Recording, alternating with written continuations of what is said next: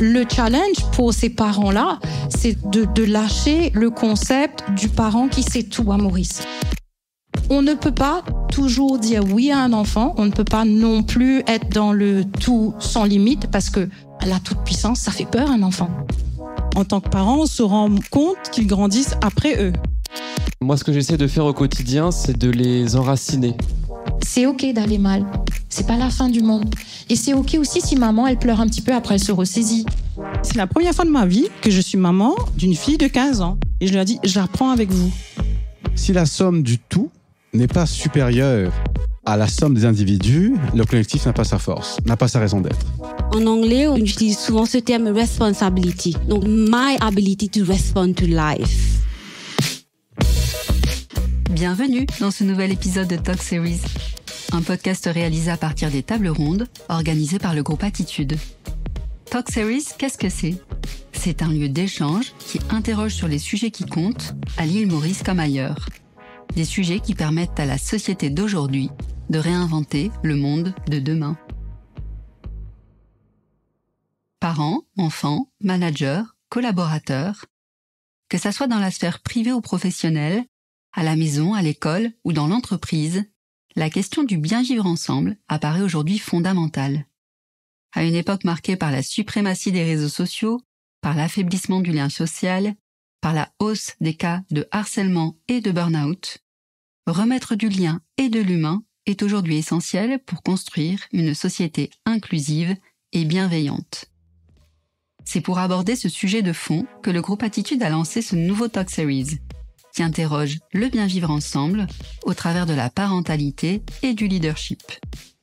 Écrivains, influenceurs, psychologues, coachs, DRH et entrepreneurs à impact se sont réunis pour partager leur expérience. Sans plus tarder, nous vous invitons à découvrir les points de vue de Virginie Bissessart, de Papa et Maman Plume, d'Angélique Delahogue, d'Hubert Gaspard, de Megha Venkatasamy et de Natacha Emilien. Nous vous souhaitons une bonne écoute de ce nouvel épisode des Talk Series. Comment éduquer les enfants d'aujourd'hui pour construire la société de demain ? Quels sont les enjeux actuels d'éducation et de parentalité ? Quelles difficultés les parents éprouvent-ils aujourd'hui et comment peuvent-ils les surmonter ? Pour répondre à toutes ces questions qui concernent les enfants d'aujourd'hui et donc les adultes de demain, Attitude a rassemblé des professionnels, écrivains, influenceurs, qui sont également parents.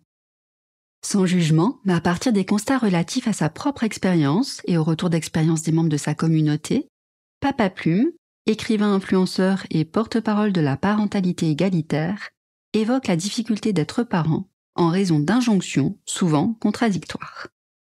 C'était pas le cas il y a quelques années, mais aujourd'hui, on a les réseaux sociaux, on a Internet, on a les magazines, on a les émissions de télé, et en fait, on a une somme d'infos, parfois contradictoires, qui nous arrivent dessus à partir du moment où on devient parent, et on ne sait plus quoi faire. Et un truc hyper important aussi, c'est le poids de sa propre histoire et le poids de sa propre éducation.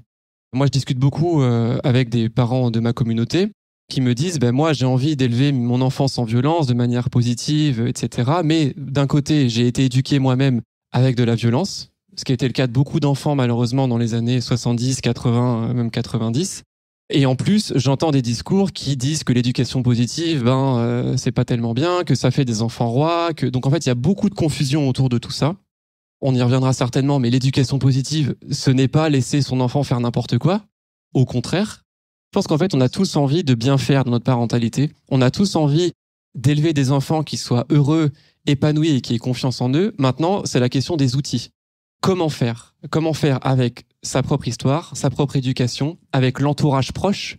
Parce qu'on a aussi les grands-parents qui disent « Ah moi de mon temps, on faisait ça, ça marchait très bien. » On a les copains et les copines qui disent « Oui, moi, les collègues, les trucs. » Plus toutes les informations qui viennent des médias, des réseaux sociaux, etc. Et donc, on peut très vite se retrouver perdu. Et voilà. Comme Papa Plume, Virginie Bissessart constate le poids de l'histoire personnelle des parents sur l'éducation des enfants. En tant que psychologue clinicienne spécialiste des sujets de la famille et de l'interculturalité, Virginie nous parle également de l'impact de l'héritage culturel sur la parentalité. Elle répond surtout à cette question du comment faire pour réussir sa parentalité.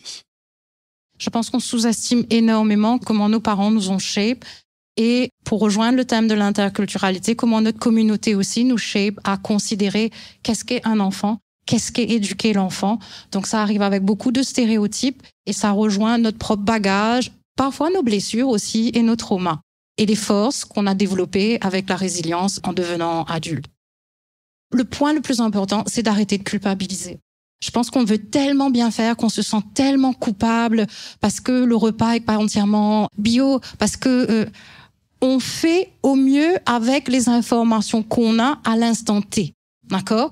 On va évoluer, la science va encore évoluer, on va découvrir d'autres choses, peut-être la discipline positive va évoluer vers quelque chose d'autre. Donc, il y aura toujours de nouvelles méthodes, etc.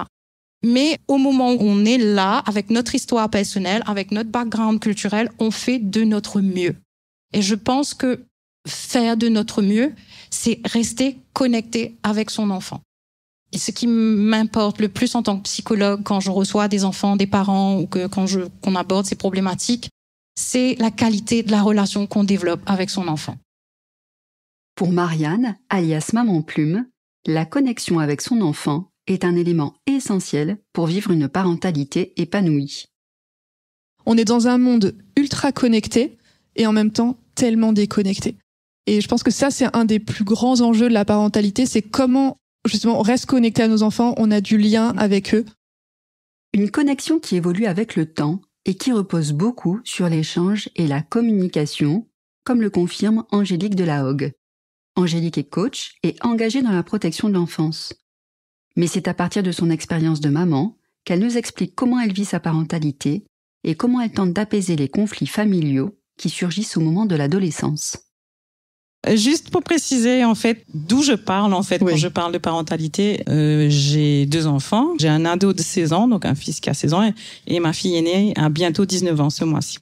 Donc, je pense que j'ai pas mal bossé déjà, mais il reste encore quelques années à assurer, on va dire. Et puis aussi, j'ai travaillé avec des parents de groupes de population qui a été précarisée, en fait. Ce que j'avais envie de partager, en fait, c'est que souvent, quand je me retrouve dans une situation où il y a un conflit avec mes ados, et puis souvent ça pousse parce que voilà, ils challengent le fait qu'ils n'ont pas assez de liberté, voilà, ils sont responsables, ils devraient pouvoir sortir plus, etc., etc. Et je leur dis 2 choses, enfin, je leur dis plein de choses, mais il y a 2 choses qui me viennent là. C'est le cadre qu'on propose, c'est justement pour les aider en fait à grandir, et on essaie d'agrandir le cadre avec eux en fait. Sauf qu'on a toujours une longueur de retard. Et ça, je leur dis, écoutez, la frustration va faire partie de notre vie ensemble. Heureusement qu'il n'y aura pas que de la frustration, mais ça fera partie de ça parce que, en tant que parents, on se rend compte qu'ils grandissent après eux. Et puis, je leur dis, c'est la première fois de ma vie que je suis maman d'une fille de 15 ans. Et c'est la première fois de ma vie que je suis maman d'un fils de 13 ans quand il avait 13 ans, etc. Et je leur dis, j'apprends avec vous. Vous, c'est la première fois de votre vie que vous avez 13 ans et 15, et moi aussi. Et on apprend ensemble, en fait. Grandir et évoluer avec ses enfants, être à l'écoute de leurs émotions, accepter de ne pas tout savoir et reconnaître ses difficultés. Virginie Bissessart fait partie de cette nouvelle génération de parents qui mise sur l'éducation positive pour exercer sa parentalité. Alors que le principe de la toute-puissance du parent est assez ancré dans la culture mauricienne, la discipline positive vient redistribuer les cartes. Virginie Bissessart nous en dit plus sur le pourquoi de l'éducation positive, en balayant au passage un certain nombre d'idées reçues. On se retrouve avec des familles plus souvent monoparentales, on travaille avec des heures à rallonge, souvent on ramène le laptop à la maison, on continue à travailler, on est branché sur les téléphones, et puis on fait des enfants plus tard, donc la différence d'âge avec nos enfants s'allonge aussi.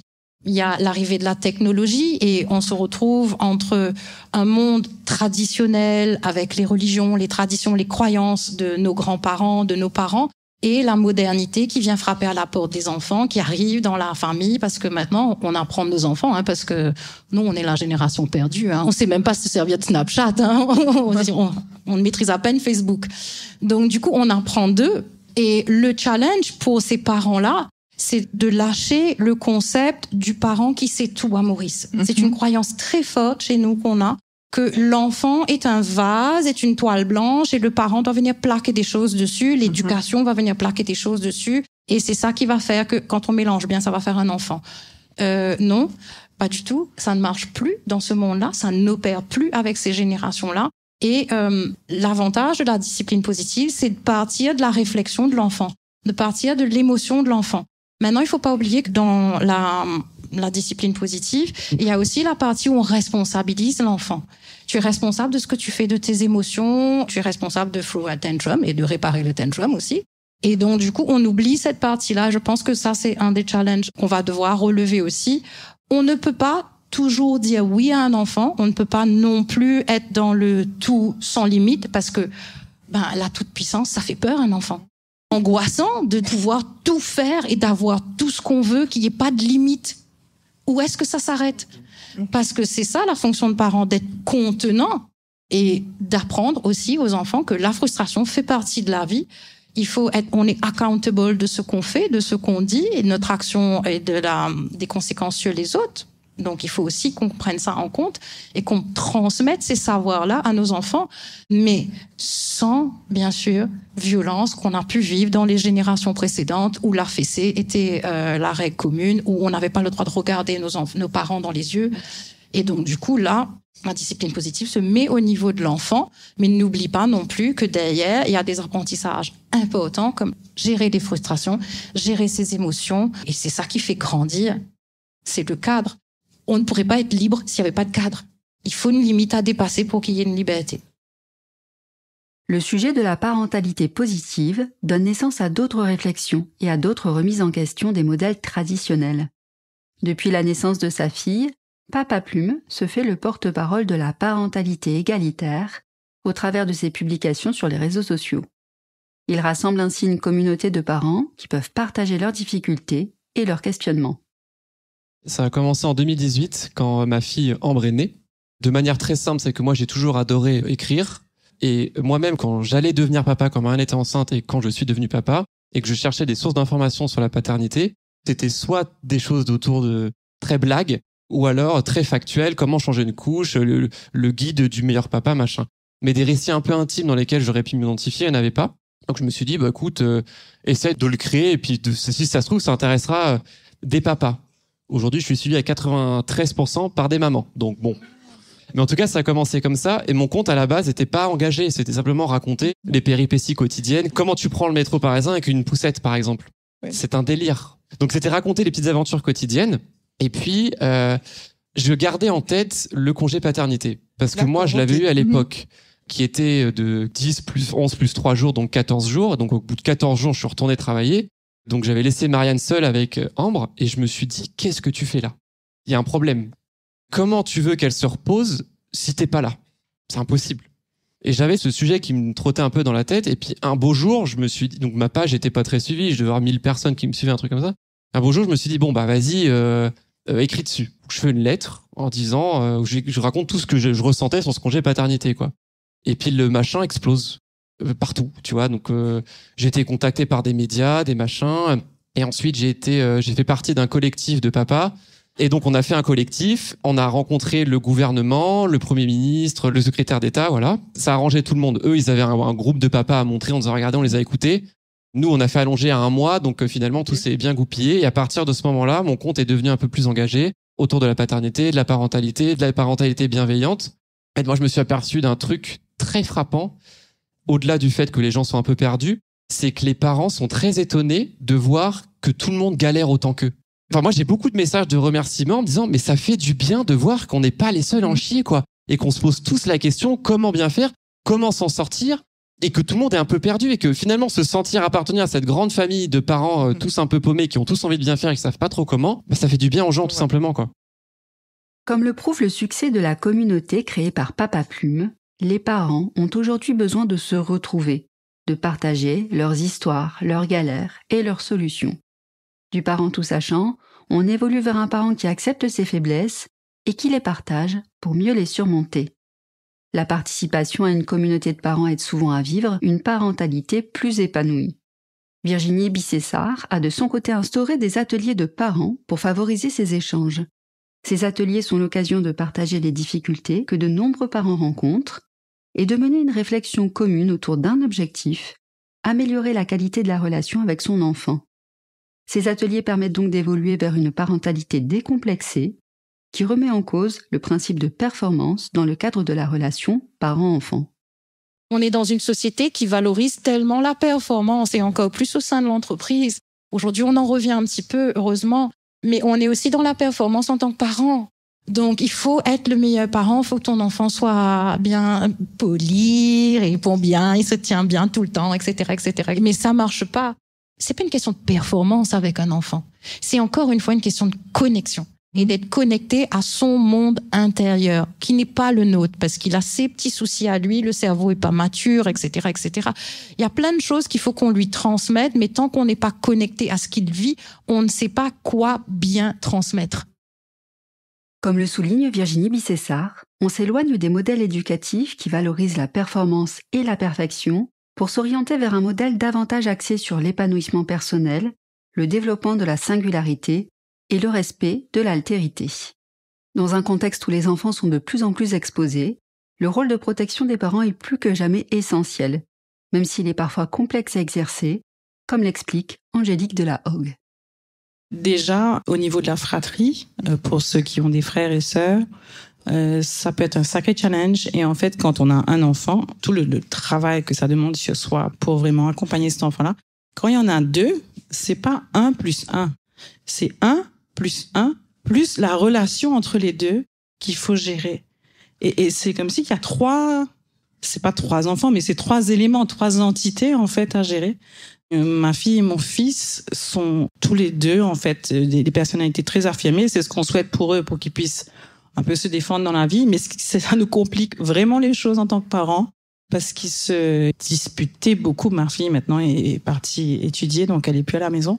Ils se disputaient énormément. Et en fait, c'est déjà comment les protéger de leur propre violence, parce que ça peut être très violent, en fait. Les disputes peuvent prendre des proportions assez fortes. Et puis surtout, comment affirmer sa position tout en respectant la différence. Quand on parlait de l'altérité, il y a de ça aussi. Et puis, il y a aussi, moi, j'ai un engagement aussi très féministe. Donc forcément, j'essaie de transmettre des choses à ma fille et à mon fils, parce que forcément, ça concerne tout le monde. Et je me souviens d'une conversation avec elle où elle avait 15 ans et elle voulait aller monter la tourelle du Tamarin, qui est une montagne. Et elle voulait le faire avec une copine. Et je lui ai dit non, je suis désolée parce que je pense que tu seras pas en sécurité d'aller 2 filles monter la montagne seule. Elle a explosé de colère et elle m'a dit, si j'étais un garçon, sûrement que tu m'aurais dit oui. Et je lui ai dit oui, sûrement que je t'aurais dit oui si tu étais un garçon. Et en fait, elle me dit, voilà, tu me dis, voilà, l'égalité, les femmes, nanana, tu es féministe, nanana, mais voilà, tu te contredis. Oui, parce que les ados, ils nous renvoient, pas que les ados, mais ça monte d'un cran quand ils grandissent, où ils nous renvoient en fait à nos propres contradictions, nos propres ambivalences et nos propres limites. Et en fait, ce que je lui ai dit, c'est que mon envie, mon désir d'une société plus juste pour les filles n'enlève pas le risque. Et j'aurais adoré te dire oui, mais dans l'état actuel des choses, c'est pas possible. En plus des problématiques classiques de l'adolescence, l'usage des réseaux sociaux fait aujourd'hui émerger d'autres dangers.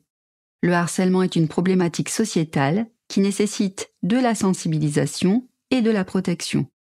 Comme le souligne Virginie Bicessart, le harcèlement est juridiquement encadré à l'île Maurice depuis plusieurs années. Mais c'est sur l'implication politique, la mise en œuvre concrète et la prévention qu'il semble aujourd'hui nécessaire d'agir. Le cadre juridique existe. Depuis 2022, on a un New Children's Act qui va venir légiférer justement sur le cyberharcèlement au niveau des enfants et des adultes. Mais par contre, comment la loi est appliquée et quels sont les moyens qu'on met pour la prévention des enfants? Parce que bien sûr, quand un incident arrive, il faut gérer le damage control. Mais qu'est-ce qu'on fait de la prévention avant? Donc tout ça, malheureusement, le cadre existe, mais il manque des éléments pour que l'action soit complète et qu'on puisse développer ça à travers tous les collèges de Maurice et que les enfants et les adultes aussi aient conscience que maintenant, ça implique des choses sévères au niveau de la loi. Mais encore une fois, c'est une question de volonté politique, j'ai envie de dire. Prévenir plutôt que guérir, c'est la posture de Maman Plume qui sensibilise au harcèlement dès le plus jeune âge en misant sur la discussion et sur l'échange. qu'est-ce qu'on peut faire? En fait, on peut le faire déjà super tôt. En fait, parler de ces sujets, moi j'en parle à ma fille, elle a 5 ans. Elle a 5 ans et je lui parle de consentement, je lui parle de harcèlement, je lui parle de tous ces sujets qui sont tabous, je lui parle de racisme. Et c'est hyper important parce qu'en fait, c'est quand ils sont petits qu'on peut justement leur mettre des petites graines dans leur cerveau. Et ça veut pas dire, c'est pas parce que je parle de ces sujets que ça va lui arriver. Et j'en parle des deux côtés. C'est-à-dire que souvent, on se met en tant que parent en se disant ah, mon enfant est harcelé. Mais en fait, si l'enfant est harcelé, il y a bien des harceleurs. Donc on peut aussi être parent d'enfants harceleurs ou d'enfants qui regardent sans rien faire. C'est pareil. Et ça, si on n'en parle jamais ou tard, moi, je vois en maternelle donc des comportements qui sont pas acceptables déjà. Et du coup, d'en parler très tôt en disant, et moi, ce que j'ai fait avec ma fille, alors après, maintenant, il y a beaucoup plus de supports. Il y a des petites BD, en fait, qui sont très accessibles pour les enfants avec des petites situations en disant, ah, bah, tiens, voilà, il s'est passé ça, qu'est-ce que t'en penses? Et du coup, ça permet de créer, justement, cette relation, ce lien, cette connexion, et que l'enfant, s'il est dans une sécurité émotionnelle depuis qu'il est tout petit, qui sait que tous les soirs, il peut me raconter sa journée, que je lui raconte ma journée, bah, déjà, ça permet d'éviter, en fait, pas tout, mais une partie du problème. La discussion et l'échange entre parents et enfants sont clés, notamment dans les cas de harcèlement. Mais les mécanismes à l'œuvre dans ces situations sont complexes. Virginie Bissessart explique comment les parents peuvent, par leur propre comportement, créer les conditions propices aux confidences. On connaît son enfant par cœur. On voit bien que là, il est moody. Ce petit mood-là, ça dure un petit peu plus longtemps. Il s'est peut-être passé quelque chose à l'école, il veut pas en parler. Et peut-être qu'il veut pas parler à toi, parent, mais qu'il va en parler à la nounou ou à un camarade de classe, ou etc. Bien souvent, les enfants ont un peu peur de venir nous parler parce que je pense que si nous, parents, on faisait le premier pas d'aborder ces conversations, ce serait beaucoup moins stressant pour eux de venir vers nous parce que c'est des choses dont on a déjà parlé avec eux. Là, ils sont un petit peu gênés, ils sont un petit peu angoissés avec leurs petites questions. Ils savent pas trop comment on va le prendre, si on va bien le prendre ou pas, s'ils vont se faire engueuler. Donc, du coup, on n'a pas ce channel. C'est à développer, c'est à cultiver avec son enfant, ce rapport-là. Dans la perspective de cette société de performance et être des parents performants aussi, on a tendance à vouloir montrer à notre enfant qu'on est sans faille. Or, on a le droit de pleurer devant son enfant, on a le droit de montrer que oui, on a passé une sale journée, parce que oui, des fois, il y a des collègues qui sont pas cool, et il y a des patrons qui sont pas cool aussi, enfin bref. C'est la même chose qu'il peut vivre à l'école avec sa maîtresse, ses copains. Mais il voit aussi que c'est OK d'aller mal. C'est pas la fin du monde. Et c'est OK aussi si maman, elle pleure un petit peu, après elle se ressaisit, ou papa. Mais c'est important aussi qu'ils voient ces moments difficiles. Souvent, nous, dans notre culture mauricienne, je prends un exemple typique, il y a un décès dans la famille, on n'amène pas les enfants au cimetière, ils ne participent pas au rituel funéraire. Souvent, en thérapie, j'ai des enfants qui me disent « mais je sais même pas où maman est enterrée, quoi ». Donc, il faut qu'il y ait une relation malgré le départ. Il y a plein de sujets comme ça où on a très très peur d'inclure les enfants parce que on a peur que la mort, ça soit négatif, ça leur fasse peur, etc., etc. Mais la mort fait partie de la vie. Et c'est pour ça qu'on leur dit fais attention aux risques parce que si tu sautes du 3e étage, tu vas mourir. Ça fait partie de la vie. Et c'est des choses comme ça où on n'expose pas nos enfants, où on a peur. Il faut que tout soit lisse, tout soit parfait. Non, dans la vie, tout n'est pas lisse, tout n'est pas parfait. Il y a des choses difficiles, il y a des moments difficiles comme la maladie, il y a des moments difficiles comme la mort, il y a des journées difficiles avec des collègues de bureau pas cool. Et puis surtout de voir que ça finit pas à passer. Ça finit pas à passer. On tient le coup, on serre les dents, on fait un câlin à maman et on rebondit. Et voilà, c'est pas la fin du monde. Il a ses capacités en lui de dépasser ça. L'enjeu de la parentalité est d'éduquer son enfant, de l'aider à surmonter les difficultés, mais aussi de lui lâcher progressivement la main à mesure qu'il grandit.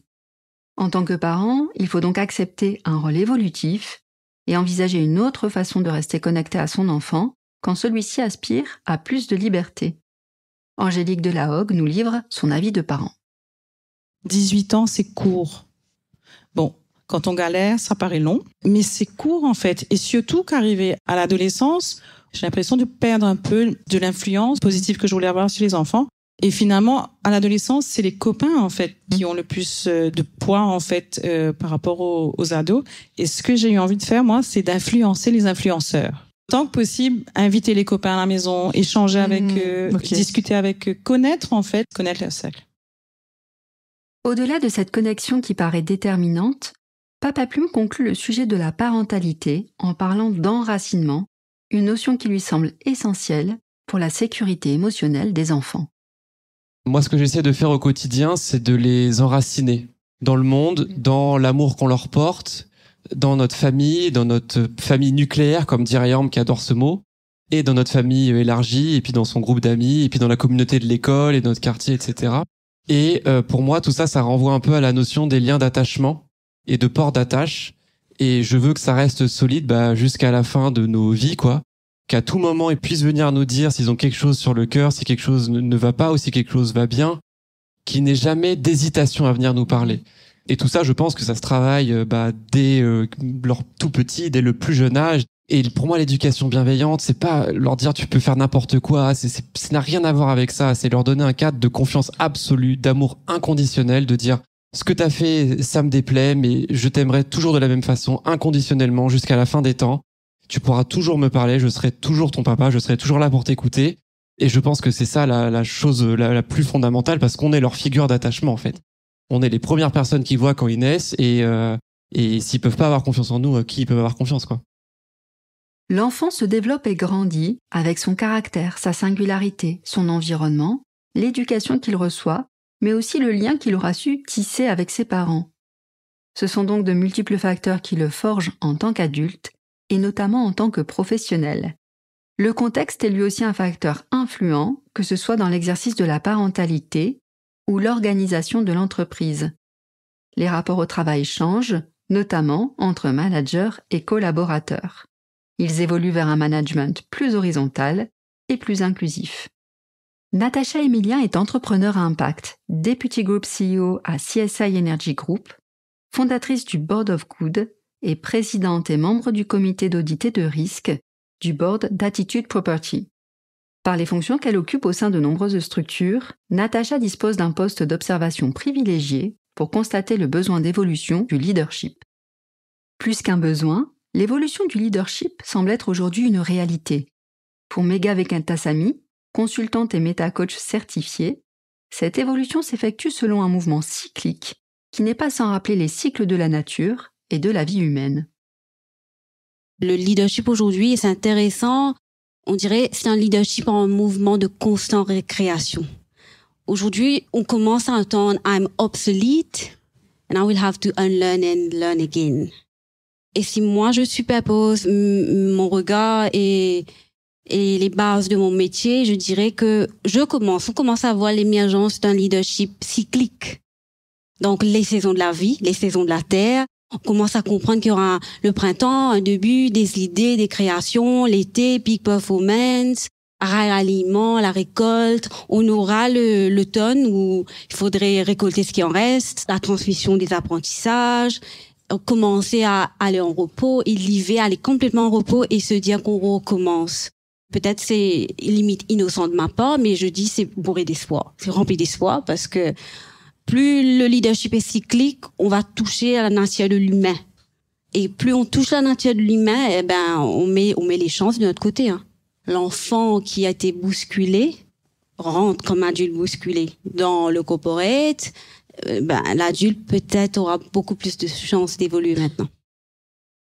Psychologue du travail et DRH du groupe IBL, Hubert Gaspard constate lui aussi la fin du leadership traditionnel et l'avènement d'un nouveau mode de leadership au service de l'humain.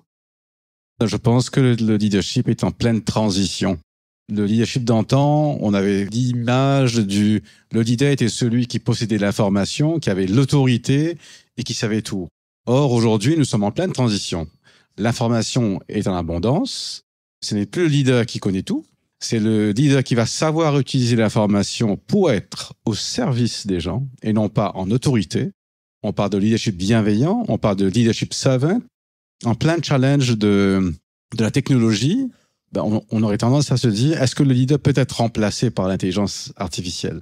Et mon postulat, je disais que non, c'est plutôt une opportunité de retrancher le leadership dans sa spécificité humaine, qui est notre sensibilité en tant qu'humain, et de la gestion émotionnelle. Donc, je pense qu'il y a une belle transition là qui se passe.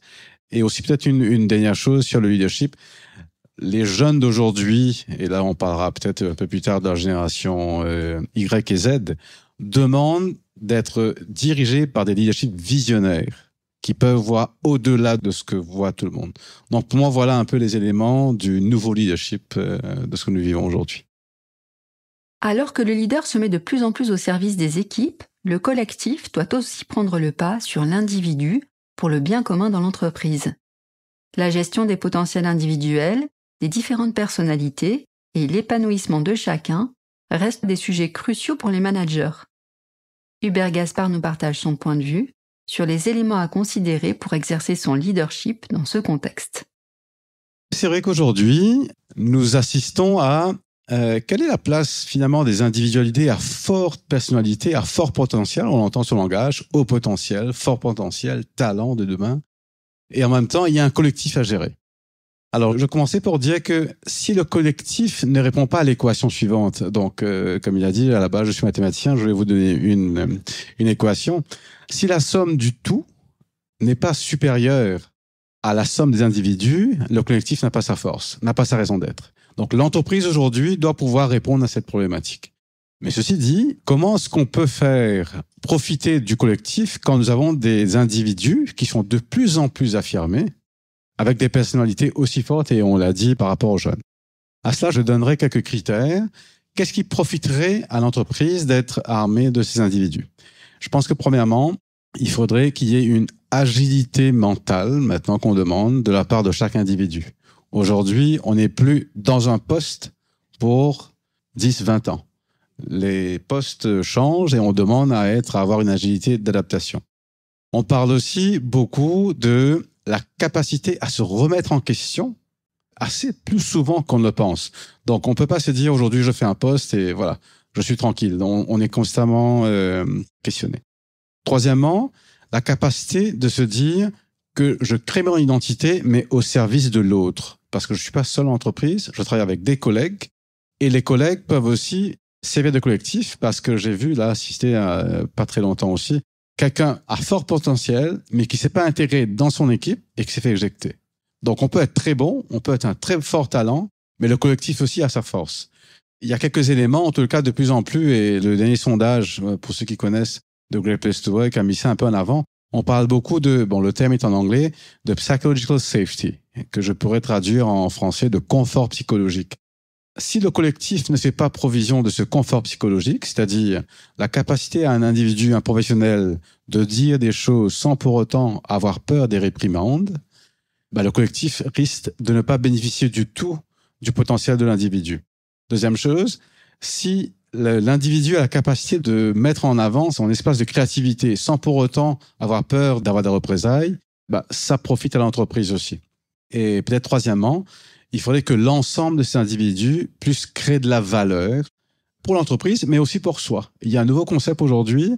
Les jeunes ou les professionnels doivent sentir qu'ils contribuent pour eux-mêmes au service d'une entreprise qui a un but, qui a un purpose, c'est un peu le terme à la mode. Aujourd'hui, les jeunes ne viennent pas travailler que pour travailler. Ils viennent travailler pour les entreprises qui ont un sens, qui ont un but, qui ont une mission. Un des challenges, en tous les cas, de cette individualité, c'est la capacité à se connecter. Et je dirais, le leader qui saura se connecter à son employé se donne tous les moyens de réussir et de mener à bien son équipe. Et ça, souvent, nous ne sommes pas tous armés dessus. Un dernier point, nous sommes à une ère où nous avons toute la technologie pour améliorer la communication.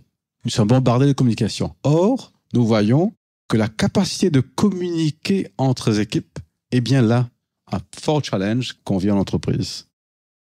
Essentiel dans le lien parent-enfant, la connexion l'est tout autant entre le manager et les managés. Elle est même au cœur d'un leadership réussi. Car le leader d'aujourd'hui n'est plus celui qui parle plus fort que les autres, mais au contraire, celui qui sait écouter. Comme le souligne Natacha Emilien, ceux qui étaient superstars en entreprise hier ne le sont plus aujourd'hui. Même si les objectifs de rentabilité restent les mêmes, les rôles modèles de l'entreprise se doivent d'évoluer. Au fait, je crois que ça rejoint aussi l'aspect de remettre à plat un peu une définition du leadership et de ce qu'on peut appeler aussi les superstars en entreprise. Donc, pendant des années, des décennies, pour nous, la superstar, c'est la personne qui parle fort, qui vend bien, qui se présente bien, qui a le bagou, la personne qui peut sortir d'un meeting client avec un contrat signé. Donc, on a ce stéréotype, allons dire, quelque part, de cette superstar en entreprise. Et oui, en tant que leader, nous-mêmes, ça a toujours été quelque part le dilemme de se dire, la personne est peut-être un peu sauvage, allons dire, avec ses collègues, mais quand même, c'est celui qui rapporte le plus. Qu'est-ce qu'on fait? Parce qu'on pense quand même à l'entreprise, bon, ça ramène quand même des sous. Donc, qu'est-ce qu'on fait? Sachant que le collectif n'apprécie pas forcément cette personne. Je crois que c'est, encore une fois, une opportunité immense et qu'il faut célébrer de pouvoir repenser tout ça en se disant aujourd'hui, quelle est notre superstar? Quelle devrait être notre superstar en entreprise aujourd'hui? C'est cette personne, oui, bien sûr, qui est performante. On ne peut pas ignorer le fait que, au bout du compte, une entreprise est là pour faire des sous. Donc, il ne faut pas se leurrer dessus. Mais c'est aussi quelqu'un qui est dans le collectif, qui apporte de la valeur au collectif, qui a ces discours d'inclusion, de diversité, de sustainability, qui est là pour apprendre des autres, être humble, être courageux aussi. Nous arrivons nous-mêmes à redéfinir le genre de superstar qu'on recherche pour notre organisation. À un moment, la question de l'individualité par rapport au collectif ne va plus se poser parce que l'individu va être au service du collectif de toute façon.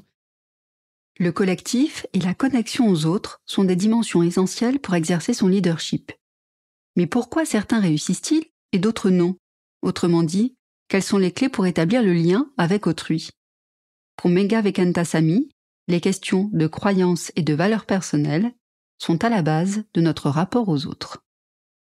Who are we attracting? Who do we retain? Who do we train?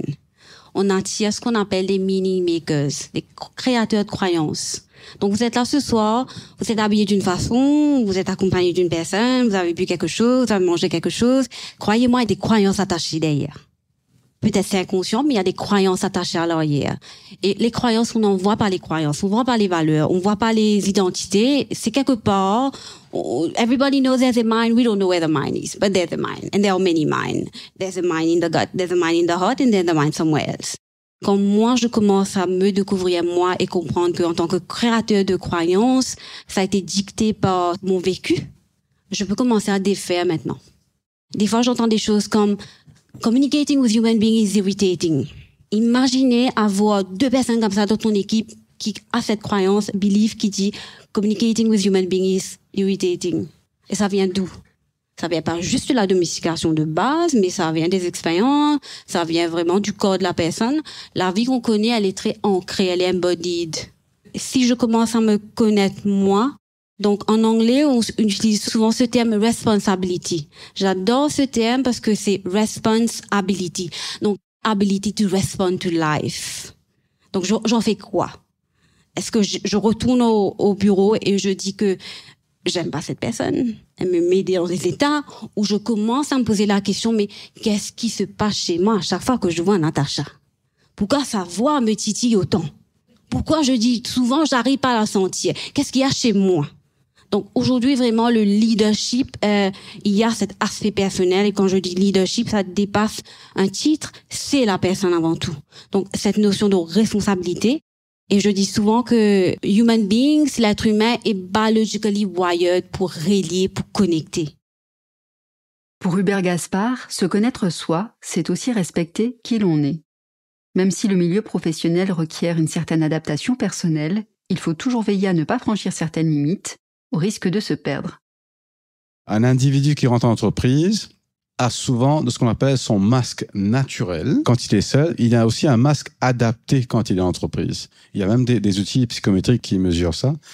S'il y a une trop grande déviance entre le masque adapté et le masque naturel, c'est là où on court le risque d'aller un peu vers le burn-out. Plus on est vrai, plus on est aligné avec qui on se donne plus de chances, de résilience de faire face au stress. Et souvent, le burn-out aussi arrive à l'entreprise quand il y a un manque de sens, quand il y a trop de sollicitations extérieures et on n'est pas préparé à l'intérieur à y faire face, ou il y a une trop grande sollicitation de son équipe directe. Et c'est là où je disais un peu plus tôt, le collectif aussi peut être une source de stress pour l'individu.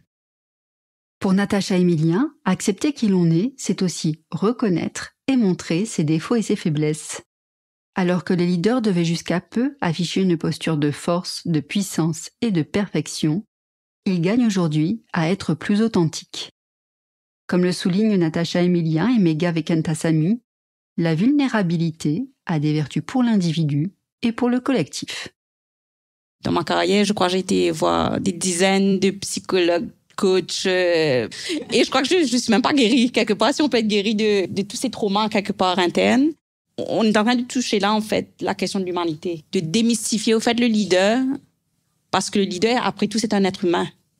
Et au bout du compte, rempli de tout ce qu'il a été, d'où il vient, voilà. Et je crois que c'est simplement de se dire ça. De même qu'il fallait, dans le panel précédent, démystifier le parent comme l'être parfait par rapport à ses enfants. Ben, c'est pareil. Le CEO, le leader, absolument pas parfait. Et au contraire, mais c'est se reconnaître imparfait et juste le dire, être authentique dans ce côté imparfait.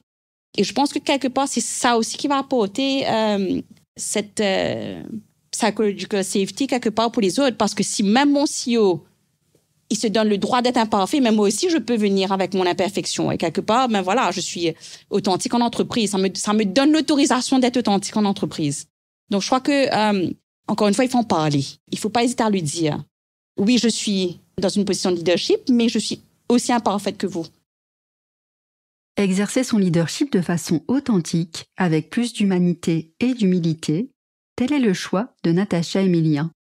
Bien qu'elle évolue dans l'univers du bâtiment, où les femmes sont présentes en minorité, Natacha Emilien a expérimenté la force de la vulnérabilité et l'importance du pardon. Son retour d'expérience est aussi inspirant pour les leaders que pour les parents. J'ai beaucoup travaillé dans la transformation des entreprises et aujourd'hui, je travaille donc dans le milieu de la construction en Afrique. Donc, c'est vraiment le domaine où, par essence, l'émotion n'est pas permise normalement. Et je crois que la clé de tout ça, ça va venir des leaders. Donc, il nous faut plus de leaders dans l'authenticité et dans le vrai, avec ce côté justement humble et qui va se dévoiler quelque part. Donc, je sais, ça paraît très utopique et aussi peut-être mon leader, mais elle ne vit pas vraiment dans le monde business. Si, je suis dans le monde business et je peux vous dire que j'ai parfois désamorcé des conflits sur chantier entre des gens qui gueulaient, mais dans tous les sens, simplement avec quelques paroles bienveillantes et en demandant à tout le monde de se poser, de se calmer et de repenser sur la raison pour laquelle nous étions tous réunis pour le succès du projet. Et je pense que ça a un peu étonné les gens. Par exemple, une fois, j'ai confronté un client qui était extrêmement en colère. Mais le type de client où vraiment, il fait peur. Hein. Il fait vraiment très peur. Donc, j'avais le choix. Alors, soit je me sauve et je lui parle plus jamais, j'aurai le contrat de la société, ou je vais l'affronter. Et j'ai pris le parti d'y aller en toute humilité, mais sincère par rapport à la personne. Et c'est incroyable parce qu'aujourd'hui, c'est un de mes fans. C'est incroyable parce que quand je suis venue et que je lui ai dit, mais voilà, en toute humilité, je vous demande pardon. On vous a offensé de quelque manière que ce soit, mais dites-le moi. On va faire ce qu'il faut pour rétablir les choses. Et en toute humilité, mais il a été extrêmement, à son tour, bienveillant envers moi. Et aujourd'hui, on s'entend super bien. Un exemple que je voulais donner aussi, c'est, vous savez combien de fois je demande pardon à mes équipes. Parfois, j'arrive et j'interprète une situation. Je dis, mais tu m'as pas envoyé ce rapport-là, le deadline était hier. Ah ben si, c'est dans ton mailbox. Et je vérifie et le rapport est là. Ouais, mais je vais demander pardon humblement et en public. Je crois que c'est un peu la même chose que la parentalité, quelque part. À quel point on demande pardon à nos enfants quand on fait des erreurs. Donc, je crois que le changement se fera s'il y a de plus en plus de gens qui ont ce même discours, rassembleur plutôt que diviseur. C'est ainsi que s'achève ce nouvel épisode des Talk Series consacré au bien vivre ensemble de l'enfance à l'âge adulte. Encore une fois, nous tenons à remercier l'ensemble des intervenants des 2 tables rondes qui sont venus enrichir la réflexion avec leurs analyses, leurs expertises et leur retour d'expérience. Si vous avez aimé cet épisode, n'hésitez pas à nous laisser vos petites étoiles, vos commentaires et surtout, à vous abonner pour ne pas rater les suivants. Ce podcast vous est proposé par le groupe Attitude. Il a été conçu et réalisé par Fleur Chrétien avec l'agence Home à la post-production.